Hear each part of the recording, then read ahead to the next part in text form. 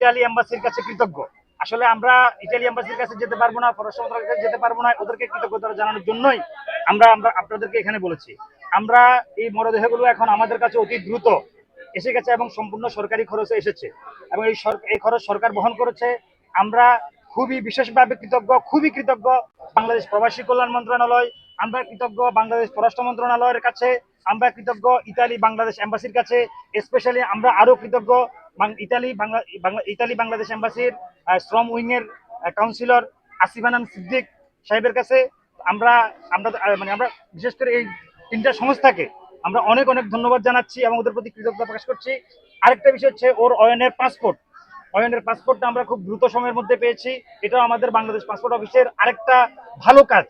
ওরা আমাকে পাসপোর্ট অফিসে গিয়ে আমাকে বসিয়ে রেখে ওরা মাত্র 2.5 ঘন্টার মধ্যে ওরা পাসপোর্ট রেডি করে প্রিন্ট করে কুরিয়ার করে দিয়েছে।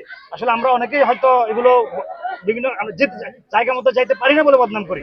এবং সবাই আমার জন্য দোয়া করবেন, আমার পরিবারের জন্য দোয়া করবেন। আর যদি আমার আব্বু আম্মু এবং ছোট বোন কাউকে কোনো মনে কষ্ট দিয়ে থাকে, সবাই মন থেকে ওনাদেরকে মাফ করে দিবেন।